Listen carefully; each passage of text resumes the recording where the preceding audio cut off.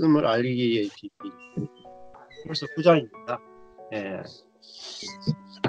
9장이니까 한과에 두 번씩 16번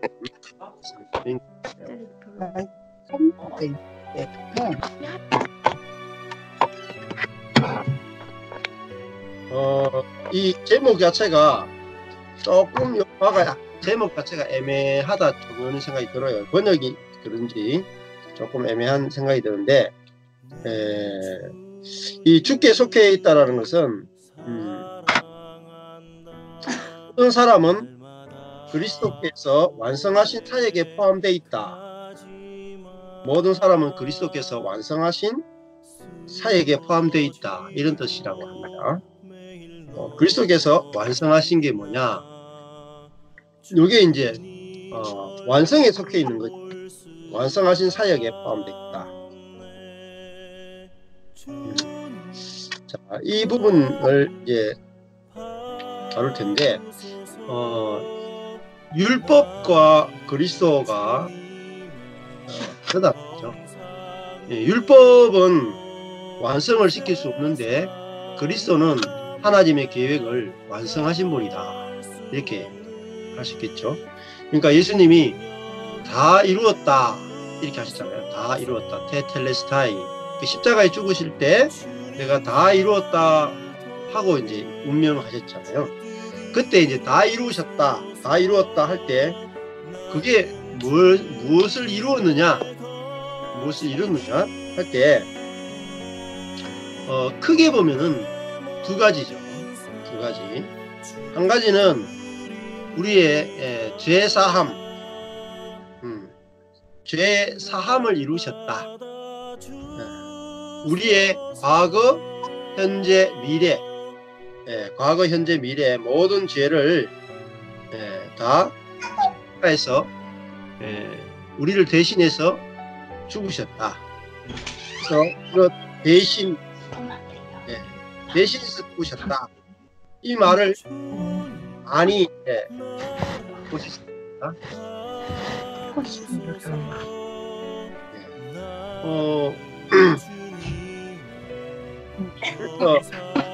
예수님이 우리의 죄 대신해 죽으셨다. 대신해서 과거와 현재 미래의 모든 죄. 그리고 두 번째는 저희들이 보통 예수님이 다 이루셨다 할 때에 대부분 알고 있는 분들이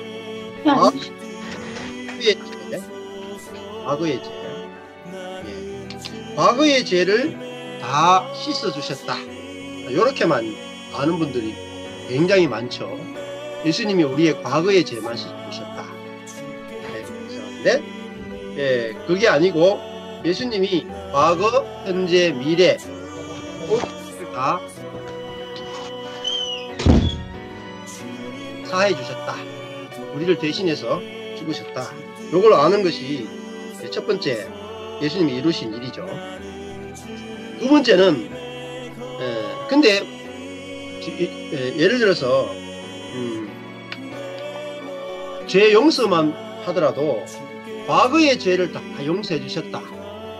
이렇게 이제 알고 그러면 현재와 미래의 죄는 계속 회개해야지 용서받는 걸로 보통 다 많이 알고 계시죠. 현재의 죄와 미래의 죄. 그렇게 하다 보니까 계속해서 이제 그 율법 아래 살게 됩니다. 율법 아래. 내가 죄 지으면 회개해야 된다. 회개해야지 용서받는다. 이렇게 생각하면 그러면은 용서는 무엇을 전제로 주어지냐면 나의 회개라고 하는 행위를 통해서 용서가 주어지게 되는 거죠. 그러니까 지금까지 저희들이 율법에서 예수 그리스도로 말미암아 해방됐다고 하는데 다시 현재의 죄나 미래의 죄는 다시금 회개해야 되는 그 율법 아래 다시 들어갔단 말이에요. 그래서 예수를 믿음에도 불구하고 다시 저희들은 은혜 아래 살아가는 것이 아니라 회개하고 우리 자신을 고쳐야 되는 율법 아래서 다시 살게 되었다. 근데 이것은 이제 그리스도께서 이루신 일을 완성하신 일을 모르기 때문이다 할 수 있어요. 그래서 우리가 주께 속해 있다라는 것을 안다는 것은 주님이 다 이루셨다, 다 이루신 주님 안에 내가 속해 있다, 이렇게 설명할 수 있습니다.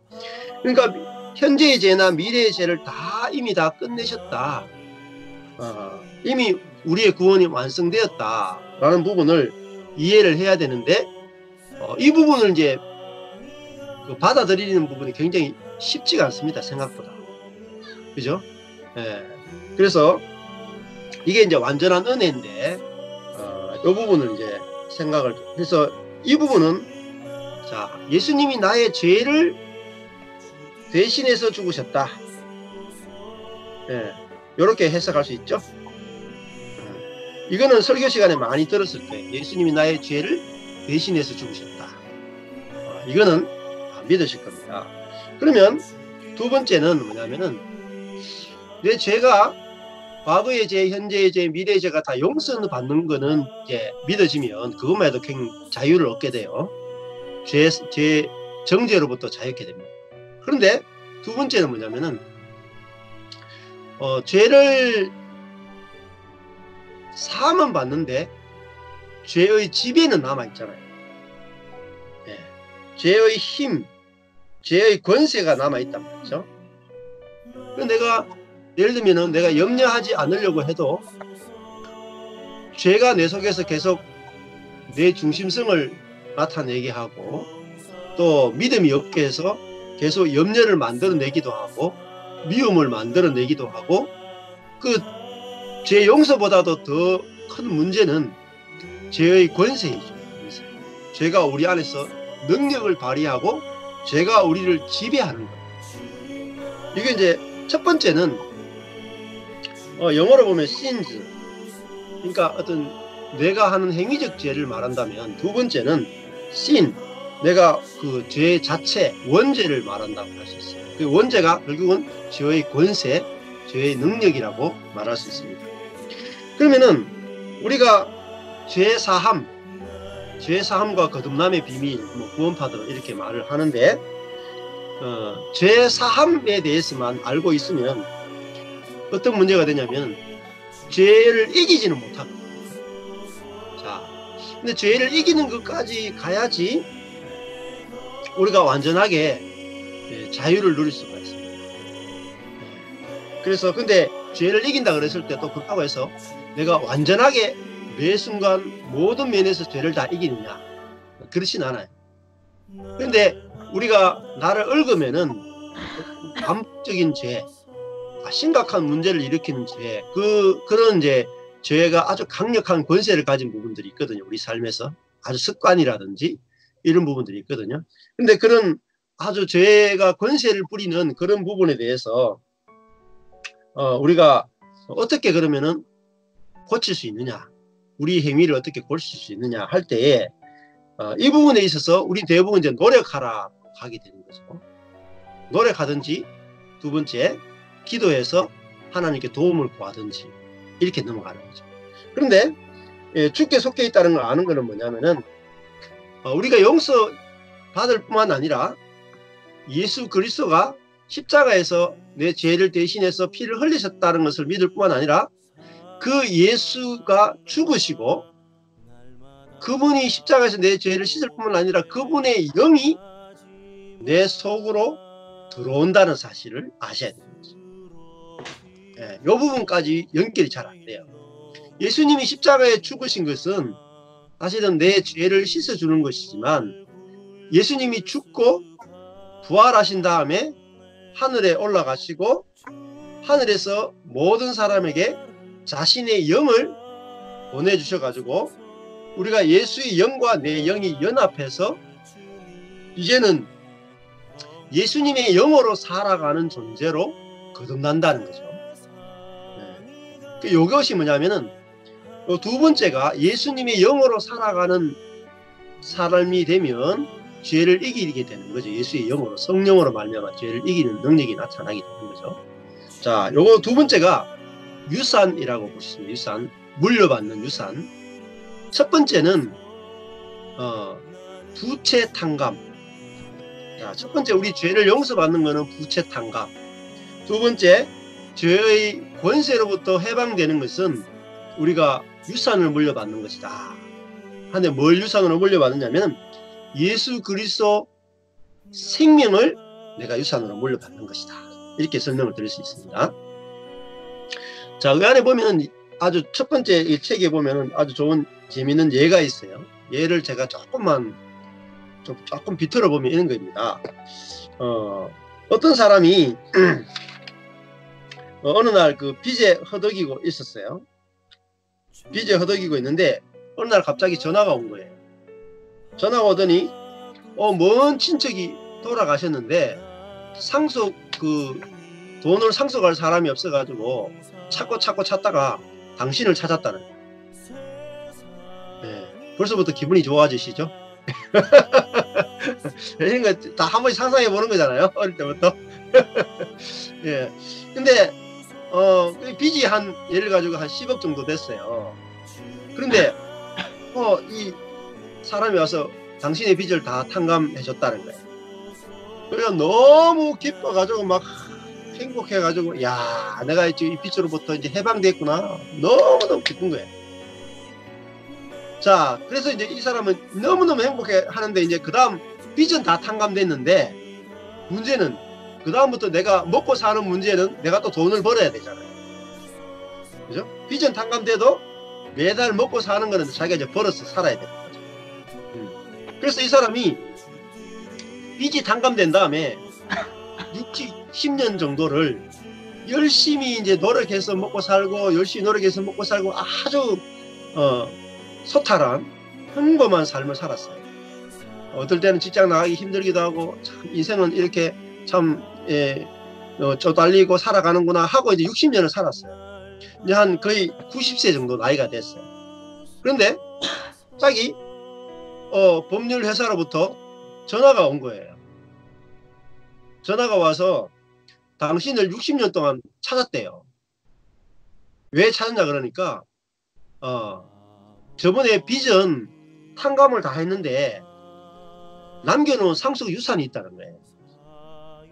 그게 한 100억 된다는 거예요. 근데 당신이 이사를 가버려가지고, 아니 그 빚은 탕감해줬는데 100억 유산을 못 줬다는 거예요. 그 말을 듣자마자 이 사람은 어떻게 했겠습니까? 나이가 이제 90이에요. 60년 동안 자기가 막 뼈 빠지게 먹고 살고 직장 다니고 한다고 해외여행도 못 가고, 그죠? 쉬지도 못하고 했는데 벌써 나이가 90인데 100억을 받았어. 근데 이제 한 달밖에 못 살아. 그러면은 어떨 것 같아요? 차라리 그 100억 있다는 소식을 듣지 않았으면 더 좋았을 텐데. 그죠? 그냥 죽었으면 아예 좋았을 텐데, 내가 60년 동안 도대체 무슨 짓을 한 거야? 응? 60년 동안 너무 억울하게 살았잖아. 100억 놔두고 자기가 뼈 빠지게 쉬지도 못하고 놀지도 못하고 너무 고생한 거죠. 자, 이게 뭐냐면은 이게 현대 그리스도인의 삶이에요. 뭐냐면은 첫 번째, 10억의 부채는 죄를 용서받는, 죄 사함 받는 복음이에요. 내가 예수 믿으면 나의 모든 죄가 사함 받는 거구나. 그 기쁨인 거죠. 그 기쁨도 굉장히 큰 기쁨입니다. 자, 이제 우리가 죄의 어떤 정죄감이나 그런 것이 없이 우리가 살 수 있는 큰 이제 복을 받았죠. 근데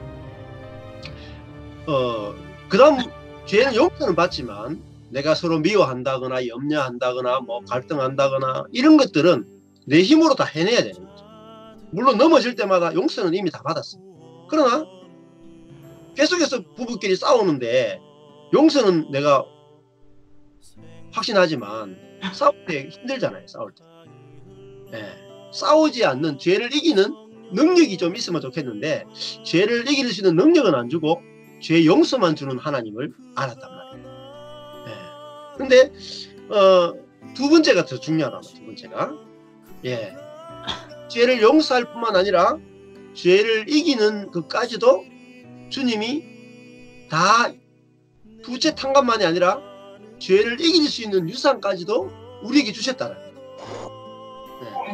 이 뒷부분이 거의 사람들이 알지 못하는 이 뒷부분이 은혜의 복음의 핵심이다 이렇게 이야기할 수 있어요. 그 죄를 어떻게 이기느냐 하는 거죠. 그래서 우리 자신이 고린도 전서 1장에 보면은 그런 말씀이 있거든요. 아주 유명한 말씀인데 고린도 전서 1장 30절 말씀입니다. 너희는 하나님으로부터 나서라는 말에 태어났어요. 하나님으로부터 이제 새롭게 출생해서 그리스도 예수 안에 있다. 그리스도 예수에게 포함되어 있다. 자, 예수님도 하나님으로부터 출생해서 똑같죠? 우리가 하나님께로부터 출생했는 것처럼 예수님도 하나님으로부터 출생했다. 그래서 예수님 어디에 계시냐면은 우리에게 지혜와 의와 거룩함과 구원함이 되셨다. 이렇게 말씀해주고 있어요. 그러니까 고린도서 1장 30절의 말씀은 예수님이 내 속에 들어와서 나의 지혜가 되시고 나의 의가 되시고 나의 거룩이 되시고 나의 구원이 되셨다. 그러니까 거룩이 뭐냐? 내가 거룩하게 사는 것이 거룩이 아니고 거룩한 예수가 내 안에 사는 것이 거룩이다. 이게 고린도서 1장 30절의 말씀입니다. 자, 이제는 내 안에 거룩이신 예수가 들어와 사니까 내 힘으로 사는 것이 아니라 이제는 죽었고 내 안에 예수가 삽니다. 이걸 통해서 거룩한 예수가 나를 통해서 흘러나오고 사시게 되었다. 이것입니다. 그러니까 예수님이 십자가에서 내 죄를 대신해서 피를 흘리신 것은 내 지은 모든 죄를 씻어주는 것이고, 쉽게 설명하면 그런 거예요. 씻어주는 것이고, 그 다음에 예수님이 부활하셔가지고 부활의 영이 되셔가지고 성령을 내 안에 주시는 것은 내 안에 사시기 위함입니다. 나의 생명이 되기 위함입니다. 그래서 영을 다른 말로 하면은 내가 너에게 이르는 말이 곧 영이요 생명이다 이렇게 말했거든요. 그러면은 영이 뭐냐면 생명이에요. 그 생명이라고 하는 것은 그 본성이다 라고 이야기할 수 있죠. 본성. 그러니까 예수님의 영이 우리 속에 들어오면 예수님의 생명이 내 안에 들어오는 것이고, 예수님의 생명이 내 안에 들어왔다는 말은 예수님의 생명의 본성이 내 안에 들어왔다는 거예요.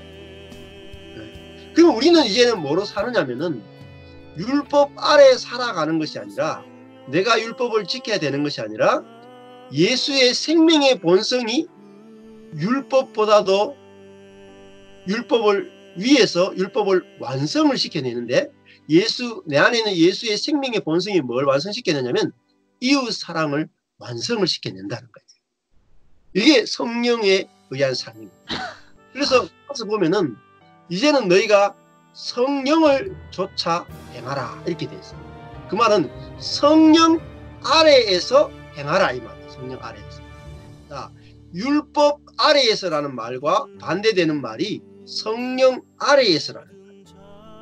그러니까 내가 율법 아래에서 사는 것은 내가 노력해서 율법을 지키는 삶이고, 성령 아래에서 살아간다는 말은 성령의 지배를 받고 살아간다는 거예요. 자, 성령의 지배를 받는다는 말은 또 다르게 풀면 내 힘으로 살지 않는다는 거예요. 내 힘으로. 내 힘이 전혀 필요가 없어요. 내가 전혀 노력이 필요 없어요. 율법 아래에서는 노력이 필요했지만 성령 아래에서는 노력이 필요 없고, 뭐예요? 나를 성령이 다스리도록 의탁하기만 하면 되는 거예요. 그걸 믿음에 의한 삶이라고 할 수 있어요. 믿음에. 자, 이걸 더 쉽게 설명하면 이렇습니다. 자동차가 있죠. 자, 우리 자신이 자동차가 된 거예요. 우리 자신이 자동차가 되고, 자동차 안에는 문을 열고 운전수가 자동차 안에 들어와서 자동차를 운전을 하는 거죠. 그러면 자동차가 예를 들어 가지고 안에 운전수가 없다고 생각해 보세요. 근데 지금 밖에 이제 자동차를 파킹을 해놨을 거 아니에요? 주차를 해놨는데, 여러분이 이제 집에 있는 자동차 보고, 야, 저기 지금 코로나 때문에 밖에 나가기 힘든데 그 마트 장 좀 보고 와. 이렇게 만약에 자동차에 명령했다고 생각해 보세요. 율법을 가지고 명령했다고 생각해 보시죠. 몇 대의 자동차가 그 일을 수행해낼 수 있겠습니까? 아마 여러분의 집에 있는 자동차는 거의 수행을 못 해낼걸요. 그러니까 잘 알아야지 겨우 가서 그냥 그 마트 앞에 갔다가 올 정도예요. 물건은 못 사오고 마트 앞에 갔다 오는 정도는 지금 기술로 개발이 돼 있어요. 자동차는 그거 물건 사오는 게 굉장히 어렵습니다. 불가능해요. 근데 자동차가 율법 아래에 있는 것이 아니고 사람 아래에 있으면 쉬워져요. 자동차가 해야 되는 일은 뭡니까?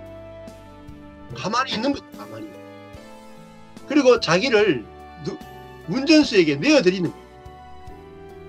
그러면 마트 가는데 운전수가 밖에 있는 운전수가 자동차를 보고, 야, 장 보고 와. 이게 하나님과 우리의 관계. 운전수와 자동차의 관계는 하나님과 우리의 관계. 운전수가 자동차 보고, 야, 마트에서 장 보고 와. 이 말은 안에 운전수와 자동차 사이에는 뭐가 있냐면 장 보고 오라고 하는 율법이 있단 말이야. 너 사랑해, 11조 해라, 혹은 예배해라, 인내해라. 이런 모든 율법, 그 운전수와 자동차 사이에 율법이 있으면, 자, 어떤 일이 벌어지냐면, 누가 답답하겠습니까? 누가 답답할 것 같아요? 운전수와 자동차 사이에 율법이 있으면 누가 답답할 것 같아요? 운전수가 더 답답합니다. 자동차는 그래도 물건이니까 덜 답답한데, 예? 운전수가 이게 답답해 미치거든. 아무리 명령해도 이 말을 들어야지, 자동차가.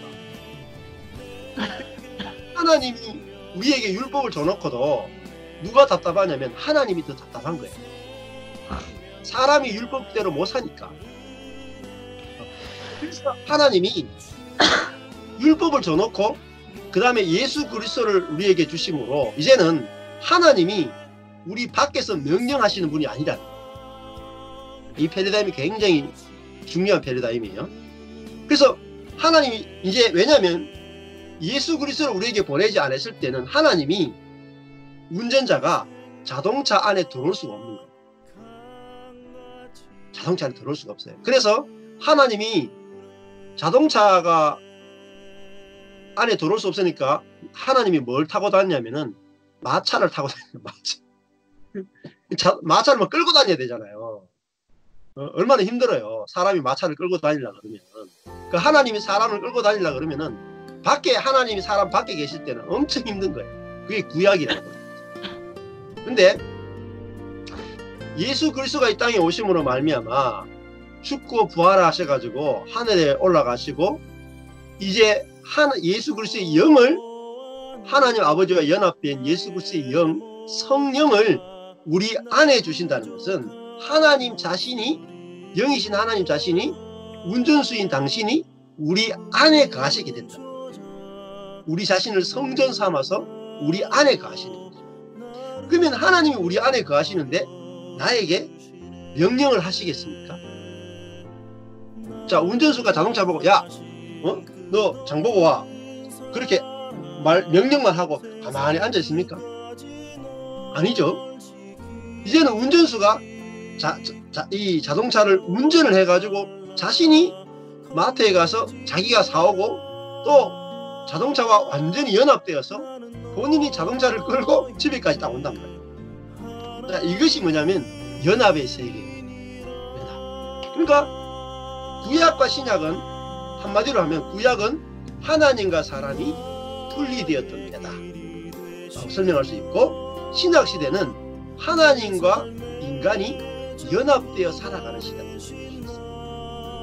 그러니까 하나님과 사람이 연합되니까 율법이 필요 없고 이제는 하나님이 우리 자신을 직접 통치하는 시대가 됐다. 그러니까 왜 율법이 이제 필요 없게 됐고 오직 하나님이 우리를 다스린다. 이게 뭐냐면은 이게 하나님 나라라. 하나님이 통치하시는 나라. 우리가 하나님이 직접 내 안에서 내 영과 연합되어서 나를 통치하기 때문에 내가 진짜 하나님의 백성이 되고 하나님의 나라가 됐다. 그러므로 이제는 우리가 나의 생각이나 나의 감정이나 나의 의지를 가지고 하나님을 섬기는 것이 아니라 나의 감정과 생각과 의지를 자동차가 주인에게 운전수에게 맡겨드리는 것처럼 맡겨드리면 나의 생각과 감정, 의지는 누가 운전하느냐? 내 안에 계신 주님이 운전하신다. 그래서 우리가 해야 되는 것은 로마서 12장에 보면은 그죠? 너희가 너희 몸을 하나님이 기뻐하시는 거룩한 산 제물로 드리라. 너희 자신을 하나님이 통치하시도록 드리라. 이렇게 되어 있습니다. 그게 헌신입니다. 내가 노력해서 하는 것을 헌신이라 그러지 않고 하나님이 내 안에서 나의 생각과 감정과 의지를 다스리도록 내어드리는 게 바로 헌신입니다. 지난번에 말씀드린 거랑 똑같죠. 자, 나는 내 생각과 감정과 의지를 다스릴 수 없습니다. 자동차는 스스로 자기를 컨트롤할 수 없어요. 자, 자동차가 자기 자신을 스스로 컨트롤할 수 없다고 해서 자동차가 문제가 있는 것이 아니죠. 전혀 문제가 있는 게 아니에요. 우리는 내가 내 자신을 컨트롤 못하면 문제가 있다고 생각해요. 아니에요. 내가 내 생각이나 감정과 의지를 컨트롤 못해도 괜찮아요. 왜? 내 생각과 감정과 의지를 운전하실 분은 주님이시거든요. 그래서 하나님이 나를 이 연합의 세계를 알면은 내가 완전하게 지음받았구나. 하나님이 쓰시기에 온전하게 지음받았구나. 이걸 이제 알게 되는 거죠. 그런데 내가 내 자신의 생각과 내가 내 자신의 감정과 내가 내 자신의 의지를 내가 쓰려고 하면 너무나 불완전하게 보이죠. 너무나 불완전해요. 내 감정 컨트롤이 안 되죠. 내 생각도 제대로 컨트롤이 안 되죠. 내 의지도 컨트롤이 안 되죠. 내가 내 자신을 쓰려고 하면 문제가 있어요. 그래서 하나님께 대해서도 하나님 왜 나를 이렇게 만드셨습니까? 불평할 수밖에 없어요. 근데 내가 내 자신을 하나님께 맡기도록 지음받았구나. 하나님을 의존하도록 지음받았구나. 성경을 의존하도록 지음받았구나. 의존하는 데 있어서는 완전하게 지음받았구나. 독립하는 데 있어서는 불완전하지만 의존하는 데는 완전하구나. 여기서 우리는 이제 안식을 누리게 된다는 거죠. 자, 이 오늘 하는 이 주제가 매주 중요하다 하지만 중요합니다.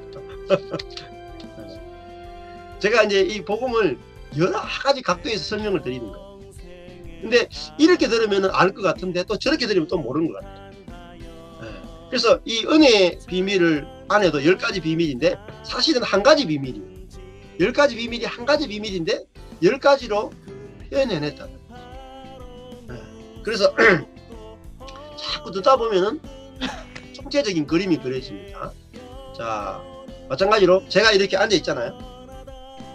여러분들이 보는 것은 이제 이 평면 카메라로 보잖아요. 저도 여러분 이제 평면 카메라로 보잖아요. 그런데 요즘 나온 카메라가 어떤 게 있냐면 360도 카메라가 있죠. 그죠? 요즘 이제 유튜브나 이런 거 보면은 180도 카메라, 360도 카메라가 있어요.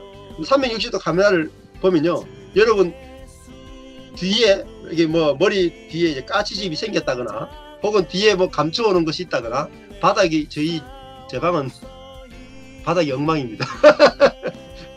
근데 이게 안 보이잖아요. 그죠? 근데 이게 360도 카메라로 보면 다 보이는 거죠.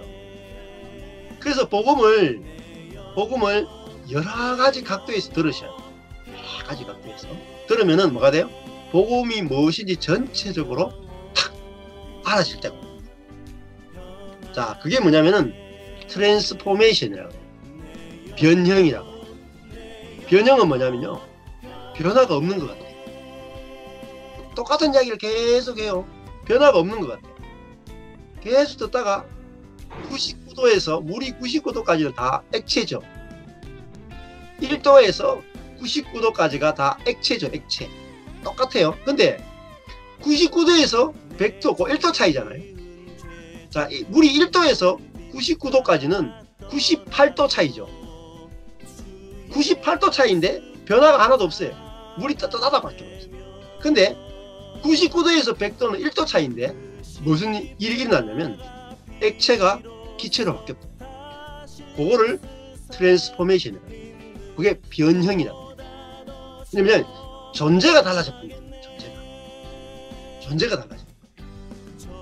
그러니까 제가 지금 은혜의 영성은 트랜스포메이션이지 체인지가 아니라. 체인지는 변화예요. 체인지라고 하는 뭐냐면 물이 1도에서 99도까지 가는 것을 체인지라고 불러요. 근데 물은 아무리 바꾸어도 뭐죠? 여전히 물이죠. 그래서 물을 만약에 따뜻한 걸로 데폈다고 칩시다. 찬물 1도짜리 물을 가스에 올려가지고 끓여요. 막 끓여가지고 99도까지 올라갔다고 생각해보세요. 올렸는데 너무너무 뜨겁죠. 1도의 물하고 99도 물은 엄청나게 차이가 나죠. 능력도 차이가 나죠. 근데 1시간만 지나면 어떻습니까? 1시간만 지나면 99도의 물이 들어갔고요. 1도의 물로 다시 원래 환원돼 버립니다. 그러니까 우리가 1도에서 99도까지는 뭐냐면 율법의 세계예요. 율법의 세계. 아무리 노력해도 원상태로 돌아가는 세계. 우리가 변화된 것 같아도 존재는 안 바뀌어요. 행위만 조금 바뀌는 거죠. 그런데 복음이라고 하는 것은 십자가에 죽는 거예요. 99도에서 딱 죽어. 그냥 100도로 딱 넘어가면요, 존재가 바뀌는 다른 세계, 부활의 세계로 딱 넘어가요. 근데 그게 아브라함이 99세 때 하나님이 찾아오셔가지고 이삭을 죽였다고 딱 말씀하시죠. 그리고 몇 살 때 이삭을 놓느냐면 100살 때 이삭을 낳아요. 그게 뭐냐면은 99세 때가 뭐냐면은 아브라함이 죽었을 때 자기 몸이 죽었단 말이에요. 아들을 낳을 수 없도록 정자가 끝났단 말이에요. 정자 생산이 끝났단 말이에요. 아내도 생리가 끝났단 말이에요. 폐경이 됐단 말이에요. 근데 오히려 99세 때 완전 절망의 그 자리에서 어디로 가느냐면 존재가 바뀌는 거예요. 그래서 이름이 바뀌어요. 99세 때 아브라함에서 아브라함, 존재가 바뀌는 일이 납니다. 자, 그러면 그 존재가 바뀌는 게 뭐냐면은 오늘 말씀드린 거예요. 자동차가 주인의 명령을 듣고 슈퍼에 장 보고 오는 거, 이거 율법이죠. 그러니까 운전자와 자동차가 분리된 세계잖아요. 그런데 운전자가 자동차에게 더 이상 명령하지 않고 운전자가 자동차 안에 들어가서 자동차를 운전해서 스스로 장을 보고 오는 거예요. 그러니까 완전하게 장을 보고 오는 거죠. 그러니까 누구의 뜻대로 돼요? 운전자가 원하는 뜻대로 다 돼요. 그 운전자가 원하는 뜻대로 되는 것이 뭐죠? 자동차도 운전자가 원하는 뜻대로 되는데 자동차도 자기가 원하는 뜻대로 다 돼요. 동시적으로. 이게 바로 완전히 그 변형의 세계라는 거예요. 그 변형의 세계가 뭐냐면 연합의 세계. 네. 그러므로 내가 이 세계를 알게 되면은 내가 하나님이 없이는 내 존재 자체가 불가능해져. 내 감정, 생각, 의지조차도 하나님이 통치하지 않으면은 내 몸에 있는 내 중심성에 의해서 내 중심적인 생각, 내 중심적인 감정, 내 중심적인 의지밖에 나올 게 없구나. 이걸 안 사람은 하나님을 내 존재로 받아들이게 돼요. 내 생각에 받아들이고 내 감정에 받아들이고 내 의지에 받아들이기 때문에 하나님 없이는 하루도 살 수 없는 사람이 된다. 하나님과 완전히 연합돼 가지고 삶 자체가 하나님과 더불어 살아가는 임마누엘, 삶이 된다는 거예요. 예. 자, 이것이 바로 유산입니다. 유산이에요. 그러니까 다른 말로 하면은 아까 전에 처음에 운전자가 자동차가 더러우니까 밖을 막 닦아주는 거예요. 세차를 깨끗하게 세차를 해줘요. 자동차 굉장히 좋겠죠. 자동차 깨끗하죠. 근데 자동차가 일을 못하네. 세차는 해놨는데 일을 못하네. 그게 바로 우리 지금까지 우리가 그리스도의 삶이었다고. 내가 정말 주님이 쓰시는 도구가 되고 싶은데 내 스스로 움직이지 못하니까, 내 스스로 의를 행하지 못하고, 내 스스로 사랑을 행하지 못하고, 내 스스로 용서를 행하지 못하니까 내 스스로 너무너무 답답했고, 주인도 나를 쓰기에 너무 답답했다. 근데 차가 해야 되는 일은 뭐냐면은, 그죠? 그 주인을, 운전자를 웰컴 하는 거예요. 영접하는 거예요. 영접하는 거예요. 그리고 자기를 운전자를 내어드리는 거예요. 이제 당신이 내 인생의 운전자이십니다. 이제는 당신이 원하는 것으로 나를 끌고 가십시오. 당신이 원하는 대로 나를 쓰십시오. 그리고 나는 뭐예요? 자동차는 자기를 어떻게 쓰는지 지켜보는 거예요. 야, 운전자가 나를 어떻게 쓰시는지 지켜보자.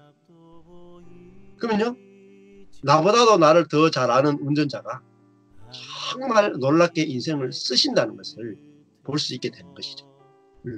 이게 바로 주께 속해 있음을 아는 것이다. 이렇게 말씀을 드릴 수 있습니다.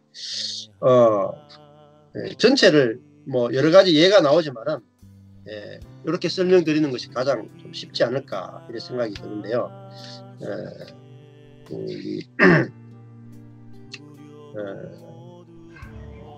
골로새서 1장 25절에서 28절 보면 이런 말씀이 있습니다.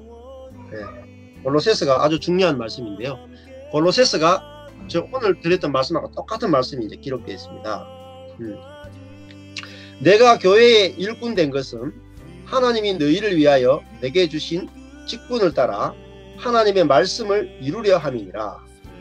자, 하나님의 말씀이 뭐냐면 이 비밀은 만세와 만대로부터 감추어졌던 것인데, 이 비밀은 결국 복음이에요. 이 복음은 감추어졌던 것인데 이제는, 지금 신약의 시대에 와서 이제는 그의 성도들에게 나타났다. 하나님이 그들로 하여금 이 복음 비밀의 영광이 이방인 가운데 얼마나 풍성한지를 알게 하려 하셨다. 이방인들에게 복음을 나타냈다는 거예요. 이 복음이 뭐냐, 이 비밀은 뭐냐면, 이 비밀은 너희 안에 계신 그리스도니, 비밀이 뭐냐면 너희 안에 계신 그리스도, 죄를 용서하는 그리스도가 아니고 너희 안에 계신 그리스도다. 운전자가 자동차 안에 들어왔다. 이것이 복음의 비밀 중에 비밀이다. 너희 안에 계신 그리스도니 영광의 소망이다. 우리의 소망은 뭐예요? 우리의 영광스러운 소망은 예수가 나를 운전하는 것, 예수가 나의 감정과 생각을 운전하는 것. 그러면 뭐가 나타나겠어요? 운전자의 영광이 나타나. 이것이 우리의 소망이다. 야, 내 안에서 누가 나타나냐면 운전자가 나타나. 자동차의 소망은 자동차가 나타나는 것이 아니라 자동차를 쓰시는 운전자가 나타나는 거예요. 이게 바로 우리의 소망이다. 우리가 그를 전파하여, 우리 안에 계신 그리스도를 전파하여 각 사람에게 권하고 모든 지혜로 각 사람을 가르치면 각 사람을 그리스도 안에서 완전한 자로 세우리 하라. 그리스도 안에서 완전한 자로 세우리. 우리를 완전한 자로 세우는 게 복음이다. 뭐가 완전한 자입니까? 그리스도께 내 자신을 내어드리자. 그게 바로 완전하고, 그리스도가 우리를 완전하게 운전할 거랍니다. 이를 위해서 나도, 바울도 이렇게 했어요. 바울도 내 속에서 능력으로 운전하시는, 내 속에서 능력으로 역사하시는, 내 속으로 능력으로 운전하시는 이의 운전을 따라서 내가 힘을 다하여 수고한다. 그리스도가 내 안에서 나를 운전하고 계신다. 그래서 나는 이분이 너무나 열심히 나를 운전하기 때문에 내가 그 운전에 끌려가고 있다. 그래서 만난 사람이 누구냐면 골로새 교인들 당신들입니다. 여러분, 우리가 열정이 생기려면은 나의 열정으로는 되지 않고 운전자가 열정 있는 운전자를 만나면은 자동차가 굉장히 열정 있게 움직여지게 되거든요. 제가 저희 집 자동차는 운전을 많이 하는 편이 아닌데, 특히 이제 그 안에 차가 있습니다. 작은 차가 있는데, 그거 잘 안 써요. 아주 작은 소형차가 있는데 그 차는 잘 안 타요. 그래서 1년 그 보험료를 내고 나면은 할인을 해줘요. 한 20, 30%, 40% 할인해줘요. 왜냐하면 운전한 거리에 따라 할인을 해주거든요. 그러니까 우리 안에 열심히 있는 주님이 오시면은 우리 열심을 우리를 쓰시게 됩니다. 또 주님이 쉬고 싶을 때 우리가 쉬어요. 그래서 저도 복음을 깨닫고 정말 10년 전에 이제 깨닫고 나서 제가 좀 많이 한가했거든요. 할 일이 없어가지고 굉장히 한가했어요. 아무것도 할 일이 없어가지고 만날 사람도 없고 만나주는 사람도 없고 일도 없고 그래서 굉장히 한가하게 놀았거든요. 근데 초조하지 않았거든요. 왜 초조하지 않냐면 주님이 운전자가 바빠지면 자동차는 바빠지고 운전자가 일이 없으면 자동차는 놀잖아요. 그죠? 근데 요즘 좀 운전자가 좀 바쁘신 것 같아요. 요즘 운전자가 좀 바쁘니까 자동차도 덩달아 좀 바빠요. 그러니까 내가 바빠도 괜찮고, 그죠? 한가해도 괜찮아요. 그게 자동차가 누리는 안식이고 자유라는 거죠. 그래서 이것이 바로 우리가 죄를 탕감받는 정도의 은혜를 입은 것이 아니라 하나님 자신을 내 안에 소유하고 있는 이 유산을 받았다. 근데 이 유산을 알고 누리는 사람은 정말 그게 극소수입니다. 그래서 아까 전에 60년 동안 자기 인생을 자기가 운전했잖아요. 아까 전에 그 사람이 처음에 이야기할 때 90세 돼가지고 죽을 때 100억 유산이 남아있는 거 알고 그냥 일주일 만에 꼴깍 하셨다고 했는데 우리도 그렇게 하면 안 되겠다는 거죠. 예수 그리스도의 영을 생명을 우리에게 주셨는데 60년을 내 생명으로 살다가 죽으면 얼마나 억울할 거냐. 우리 안에 있는 예수의 생명을 우리가 경험하고 누리고 맛보고 또 전하는 그런 인생이 되면 얼마나 축복된 인생이냐는 거죠. 나는 죄를 이길 수 없지만은 내 안에 있는 예수는 죄의 권세를 이기시는 것입니다. 그래서 내가 내 자신을 의탁하는 것이야말로 이거야말로 죄를 이길 수 있는 유일한 길이고 가장 큰 축복입니다. 이 사람은 자기 자신의 능력을 보지 않기 때문에 자동차는 자신의 성능에 집중하지 않고 운전자의 능력에 집중합니다. 그래서 내가 내 안에 예수 그리스도가 살고 있다는 걸 모르면은 자꾸 나의 생각, 나의 감정, 나의 의지, 나의 능력에 포커스를 맞추게 됩니다. 그러나 내 안에 그리스도가 살고 있다는 것을 아는 사람은 나 자신을 보는 것이 아니라 항상 초점이 내 안에 계신 그리스도를 보게 됩니다. 이제는 내가 사는 것이 아니요 내 안에 그리스도가 사시는 것이다. 이렇게 고백하고 또 그리스도를 누리는 것이 바로 주께 속해 있음을 알기의 비밀입니다. 그래서 은혜는 지금 10가지인데 다 끝 한마디로 다 하죠. 비밀이죠. 시크릿.